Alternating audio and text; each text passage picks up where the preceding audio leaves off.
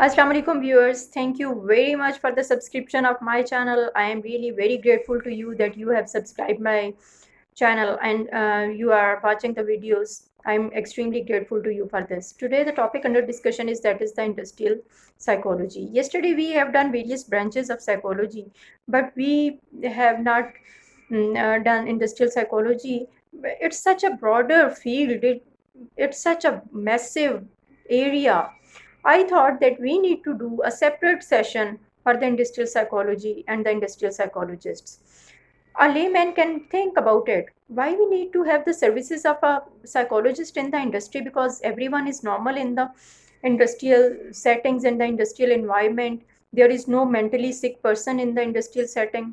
Then why we need to hire the psychologist? So this question can come in the mind of every person. I would explain you, like whenever the businessmen and the investors, they have invested the money and they have done their massive level of the capital investment, then they also need to have the proper selection procedure while they are recruiting the persons and they are hiring the people. At that level they need to have the proper help and the services of the industrial psychologist to assess the personality of the person and to assess the um, all the individuals who are there in the industrial setting and how they can perform. Either they are having the traits to work in the particular setting or not, either their aptitude is good enough to work in the industrial setting or not, either they can work innovatively in the industrial setting or not. So these are the things which can come in the mind of the any person, like there must not be a wrong person selection. So the first need and the first requirement of the industrial psychologist is they require the services of the industrial psychologist for the recruiting and the selection of the personnel, because they are the main assets of any industry. And if they don't have capability to work rigorously and positively and innovatively with the motivational level, then that industry cannot make progress, because this is the desire, and this is the desire and the goal and of every industrialist and every businessman. He want to make his business a very successful one. He want to tell the people his success story, and that success story cannot be completed with the help of the proper workforce, and that workforce is based on the proper selection of of the workforce in that particular setting. That's why they need to have the industrial psychologist in the industrial setting. Whenever some workforce is being selected, they would be having the proper form that is containing various information. It would be containing the personal information of all the applicants, and that form is also being prepared by the industrial psychologists. It would be containing various information from the primary information to the secondary information. In the primary information, every the data would be recorded from the applicant, like from the name, gender, number of dependents, his background, his history, his qualification, his experience.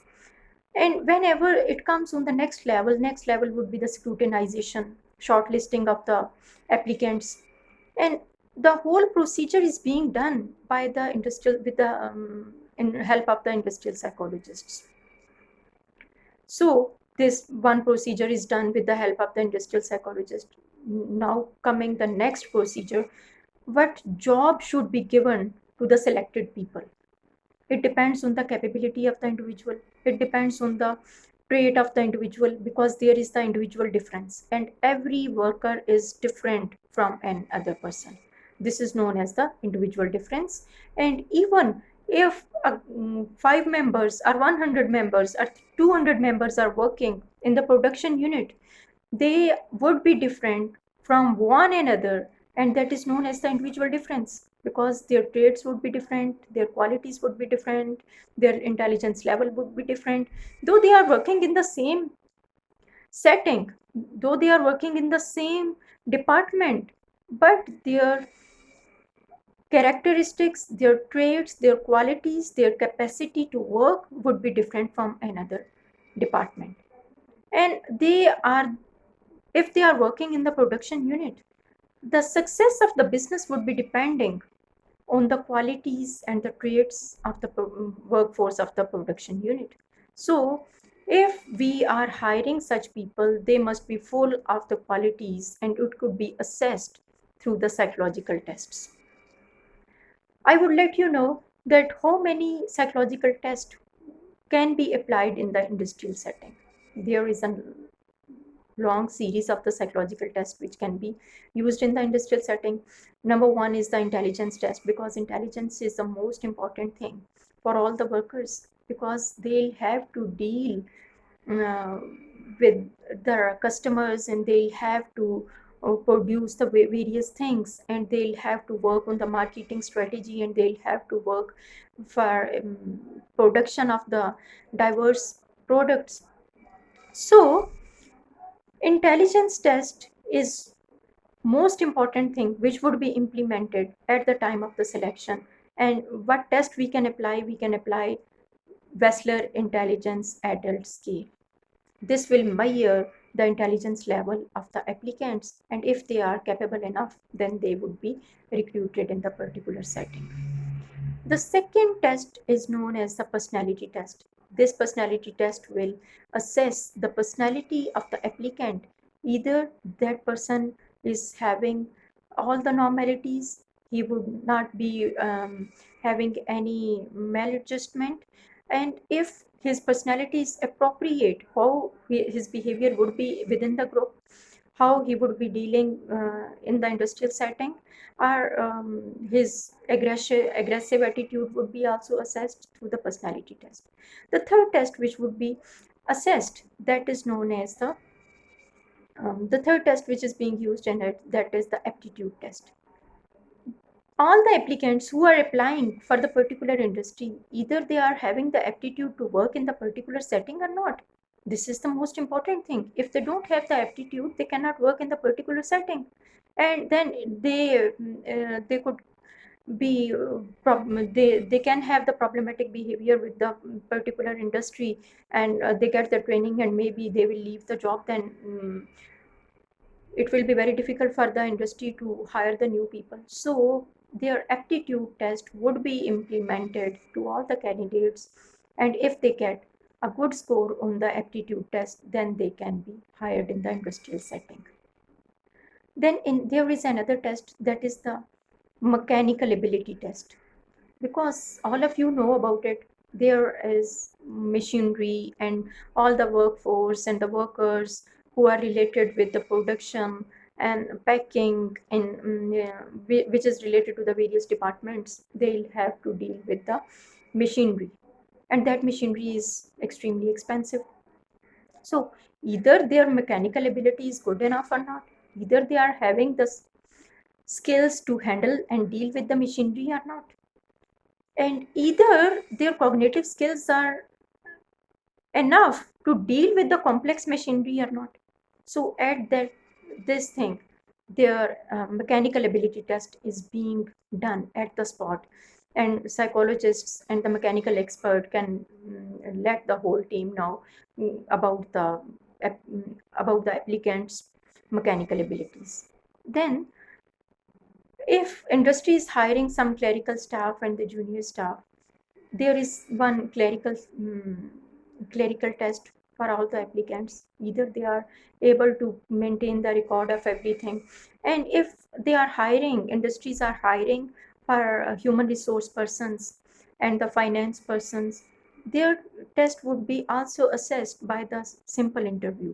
And in that simple interview, they would be given with the various situations. How will you make the budget of the industry if you are being given with the 7 million US dollars? How will you maintain the budget within the given money, and how will you maintain the inflow and the outflow of the cash within this budget? And this is how the ability to manage with the budget is also being assessed.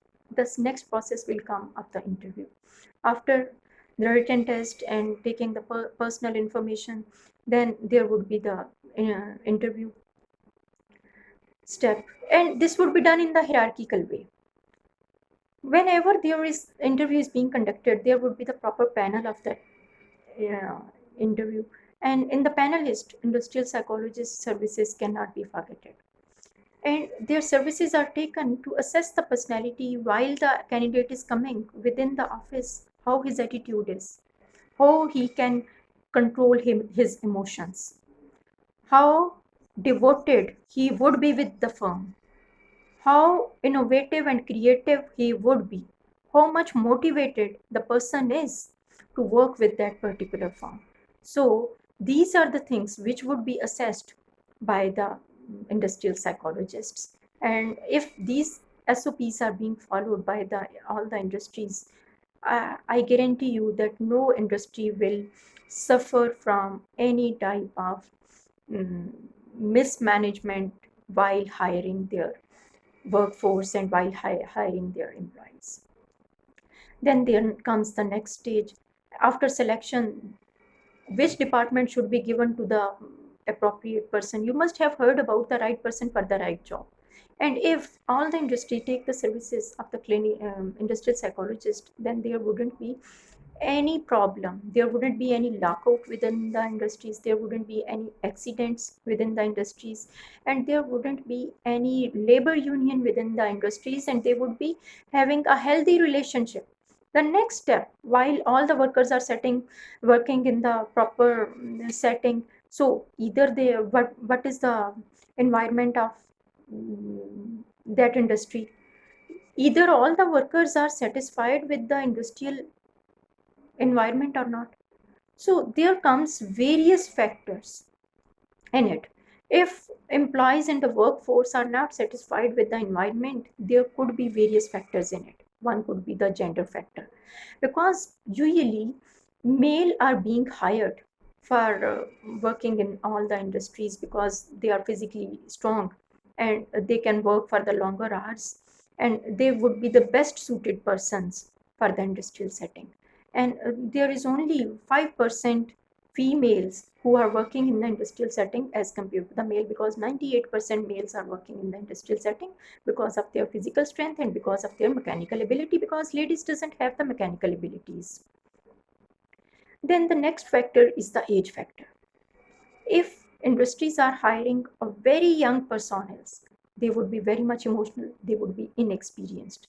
So, and if the number of the elderly people is greater in the industries, though they would be very experienced, but the level and the rate of their work production would be lower, and it will be slower because of their age. Physical factor is one of another factor. If some worker is physically sick and if worker is physically unfit, that worker also cannot work efficiently in that particular setting. So these are the factors which can affect directly on the industrial settings, and it can cause negativity and lack of production and lack of the quality for that particular industry. So we need to cater all these factors as well. The next factor is the morale and the productivity of all of the workers, because if we are talking about the industrialist and the well-being of the industries and how business can make success, so we also need to focus on the betterment of the employees as well, how they can get the better position within that industry. So it should be free from the pollution. The industrial setting should be free from the pollution, and if there is the polluted environment, it can have effect on their physical health. And if overwork is being taken from the workers, it could have developed fatigue factor, and if workers are fatigued, they cannot perform good.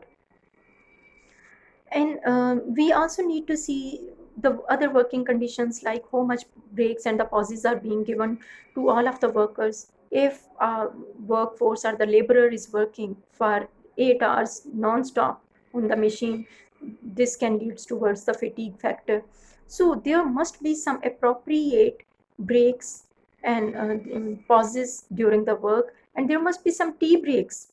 And if some worker want to smoke, there must be some smoking area within the industry.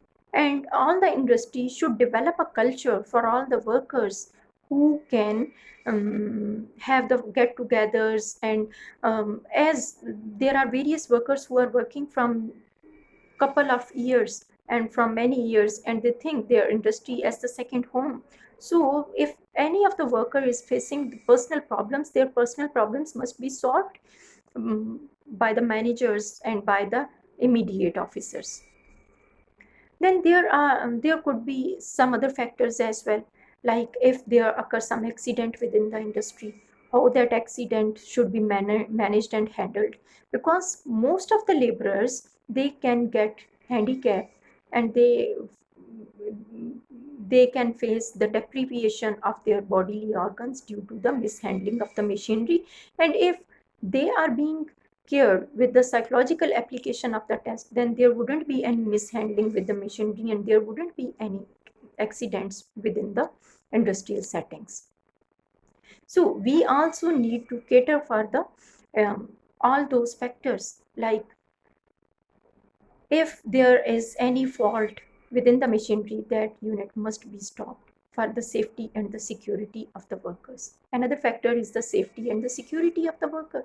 And this is also directly related with the physical well-being of the worker and the financial security of the worker, because some of the workers, they work rigorously for the industry from the couple of years, but whenever they hire the new workers, then there would be no security for the older workers.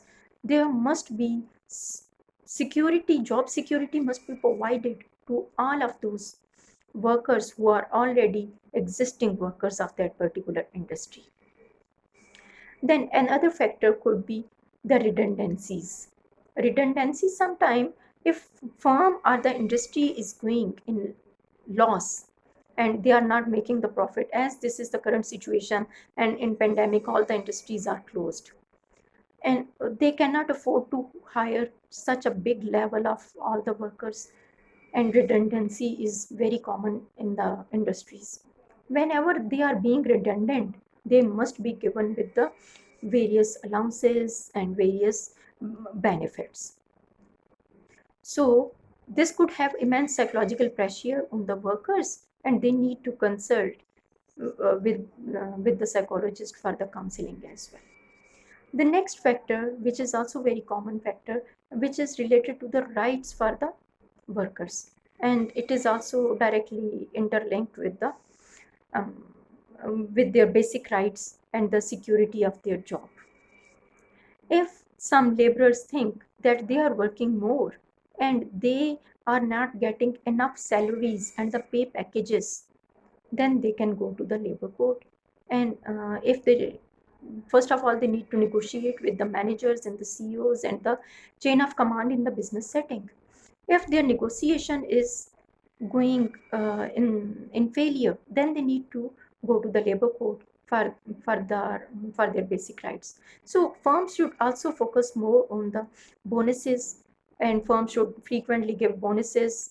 If they cannot give trimesterly bonuses to their employees, then they must give the bonus once a year, because their firm and their industry is making the progress with the effort of all those workers who are making rigorous efforts, who are nurturing their industry, who are giving blood to their industry, who are working in the various shifts. So the bonuses and the various incentives are very much important.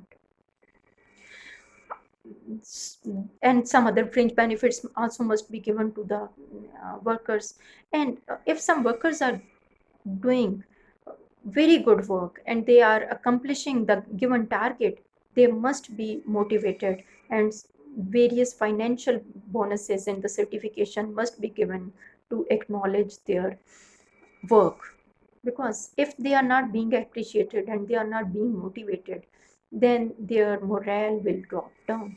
Because we will also discuss morale and the productivity, because morale of the worker is very much important.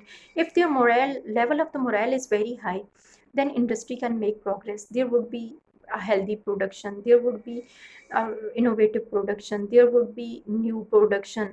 And if the morale of the worker is down, then the level of the production will also drop down. So we can say that the morale and the productivity both are interlinked with one another, and we cannot separate these two things. Then there is the chain of command who are observing all those workers. That is known the chain of command within the working environment, and one would be the staff manager. Staff manager's task is when some newly hired workers are there, they would be given with the various trainings and the skills. And when they get various trainings and skills, they, after getting the training and the skills, they would be given with their proper tasks. Staff manager is related to mentoring the newly hired staff, and through that mentoring, they would be giving them training, inculcating them knowledge, what is the industrial setting, what is the industrial environment, and how to work, and what is their task, and how to achieve their targets. Because achievement of the target is the main thing for all of those workers within the industrial setting.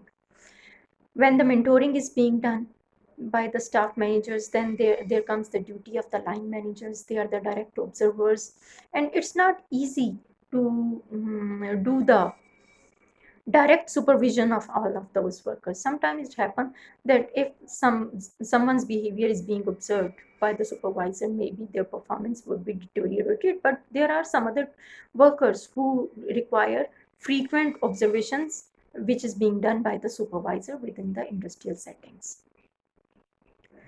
Then after doing all these things, there is another major factor, which is the motivation for the work, how they would be motivated for the work. Because in some of the workers are feeling the bored and the monotonous routine because of doing the same work every day. That is why their motivation should be done by all of those managers and the CEOs, and they must be given with, maybe it could be the form of petting or mentioning their name within the meetings, or appreciating them in front of the workforce. Now we also need to discuss what is the span of the workers and span of the supervision. For example, if there is one manager within the industrial setting, we need to check how many workers and the workforce is working under that particular person. Maybe the span of the workers would be um, 500, it could be 300. And if there are some big industries, the number of the workers would be according to the how much big that particular industry is. And if that industry is having the various branches, how much branches are there, and how much workers are under the specific person, and they need to report each and everything to their immediate boss, because boss is not always there to see and observe the things. So the span of the worker is how much workers are working under the specific manager. Then first there comes the, in the hierarchy of the chain of command, there comes the CEOs. Then there is the board of directors, and under the board of directors there are various departments, and each department does have their various number of the workers. For example, if there is one production unit, other is the marketing unit, other unit is the sales unit, one is the packing, then one is within the outlets, and there are various units within the industry. So a single person cannot see and observe the behavior of each of the workers, so he need to make the hierarchy of the chain of command to observe and see the work. Then there is the marketing unit, and in the marketing unit, psychology can be used rigorously, because without using the marketing tactics, no industry can make progress, because there is always a state of competition among various brands and among various industries. We can take the example of the competition of Coke and Pepsi. These are the big cold drinks and the beverages factories. Unless and until they are not good enough in the marketing, they cannot increase their sales. If we take the example of BlackBerry and iPhone and Samsung, these are the three competitors. So there are various competitors in each of the industry, and we need to meet up with the level of all those competitors, and we need to keep the level very high with our competitors. And for that we also need to use the various strategies and the various tactics of the industries to handle and deal with it. Sometimes industries does face turnover. Labor turnover is one of the major factor. How to stop that turnover? Turnover is basically changing the job, moving from one job to another job, moving from one industry to another industry. Sometimes it happens that industry has conducted all the trainings and induction training is being done, and they have worked for a specific period of time in that particular industry, and then while they get another opportunity they would be moving from one industry to another industry. So it would be a sort of pressure on that particular industry if laborers are hopping the job or making the turnover from one industry to another industry. This should not be done and it must be stopped. And this can be stopped if all the workers are satisfied, because there could be the stress within that particular setting, and they need to manage their stress and they need to talk about all those things.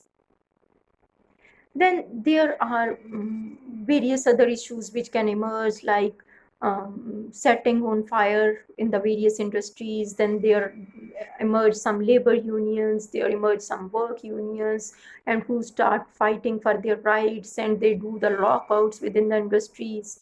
These are very common factors within the industry, and it must be handled with the help of the industrial psychologists and with the help of the cooperation between the employees by providing them the satisfied environment. And it's not a difficult task, but nowadays we need to take it in concern with the pandemic situation, when all the workers along with their employees and along with the industrialists, they are all under stress, they are all under anxiety, they are all under worry, because all the industries are shut down. And if they are not making money, then how they can pay salaries to the workers? Because industrialists also do have various liabilities. They'll have to pay the salaries to the employees, they'll have to pay loan to the banks, and they will have to pay taxes to the government. So if they are having the various liabilities, and above all they'll have to run for their own family, because they are the breadwinning. And if all the industries would be closed, how workforce will go to work, how they will get the salaries, and how industrialists will fulfill all of those liabilities. And I hope this is enough. This is the first session of the industrial psychology and the scope of the industrial psychologists. Inshallah, I would be coming with more detail how marketing will work in the industrial setting, and what tactics psychologists can give for the marketing of the particular product to excel in the business, and how to compete with the other business according to